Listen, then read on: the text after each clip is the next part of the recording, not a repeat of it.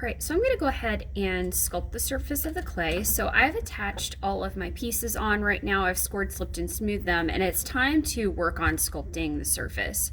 Now, this video that I'm going to share with you all is largely adding additional clay to build up certain areas, but you can sculpt the clay that you have already attached to the surface. So just know that you don't necessarily have to add additional clay. That's just an option that I am going to use just for this particular video. So what I've done is I've created one petal that becomes a little bit more three-dimensional, and you can see I've added additional clay, I've attached it, I've scored, slipped, and smoothed it on, and I've started to adjust the surface.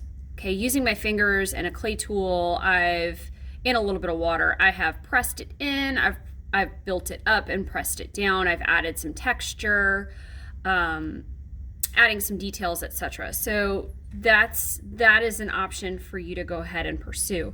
Now what I'm going to do here is I've cut out another piece of clay. Again, you do not necessarily have to do this. And I'm going to go ahead and make this petal become three-dimensional. Now I want this petal to be slightly less raised than this one right here. The slab that I rolled out is kind of thick, so I'm going to use my fettling knife and slice off part of the back to make it thinner before I attach it on. There we go.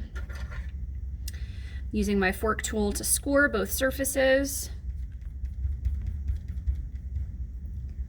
Add a little bit of water, smush it on. Right now it's not attached. I do have to pull clay over the seam, okay? So there's a line, pulling clay over the seam.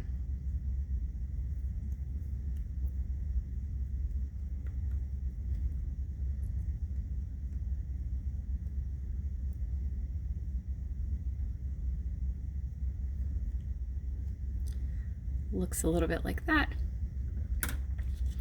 And then I am going to sculpt it using just the smallest amount of water and my finger. Okay, so I am going to use my thumb to put pressure on the clay and round out the surface. Your fingers really are your best clay tool. You can push and pull clay very easily with them. All right, so this is looking pretty good. And what I want to have happen here is I do want it to be slightly indented. Kind of go in a little bit further here and here. So I'm going to go ahead and just trim this down a little bit with my fettling knife and then re-smush it. Just want to trim some of it off. And I'm going to trim off a little bit here. Again, if you're using a fettling knife, just please be careful. Please be careful with it. All right, so right now this doesn't look very good, so I'm going to go back and continue sculpting.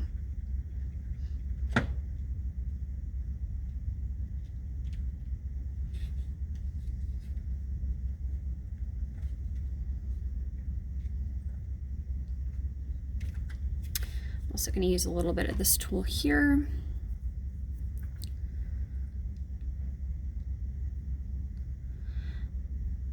What's really great about this green clay tool is, check this out, you can push in and pull clay to create a rounded surface area, and then I can go over it with my finger.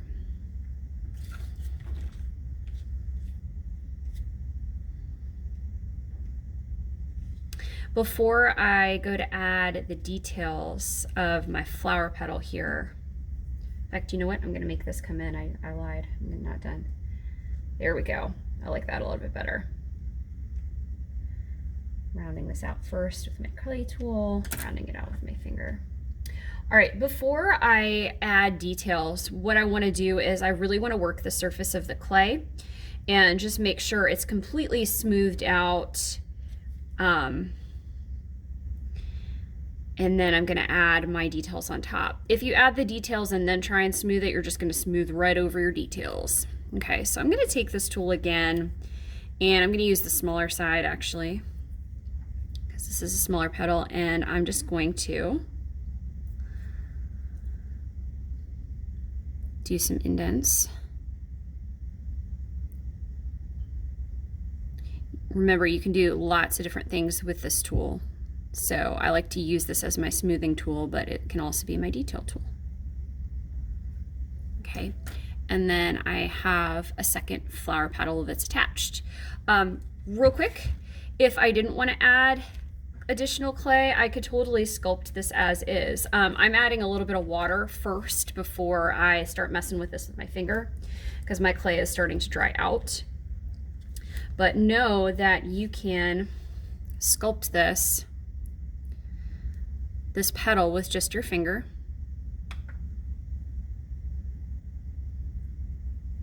Okay, so I've rounded this, and I'm gonna smooth the surface, and I'm actually just gonna use my green clay tool to create the indentations of the petal.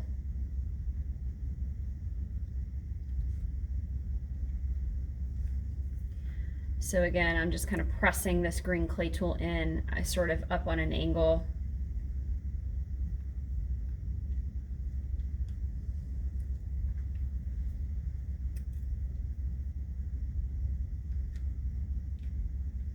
I'm going to do the same thing on the other side to make it look like one is overlapping the other. Sorry, I got to turn this way.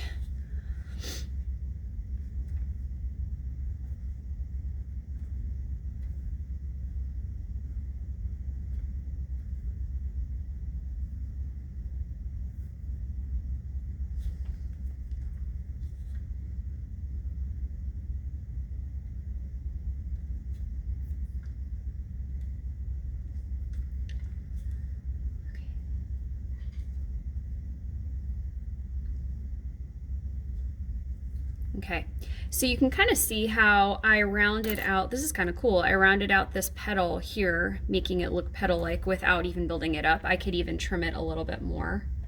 So I could take off clay if I wanted to, make it kind of come down here, make it a little bit thinner. And here we go. I'm gonna continue sculpting it with my finger, smooth it out completely once I get the shape that I want. And then I can come in and add my details. That looks pretty good. So at this point, I can go ahead and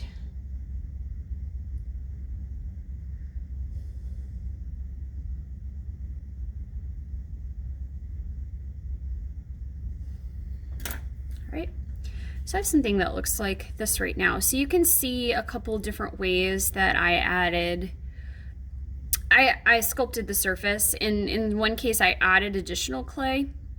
In this case, I did not. I just worked on using my fingers as clay tool and really changing the surface and the shape of this petal, making it more rounded, using my fingers and the green clay tool, adding details, etc.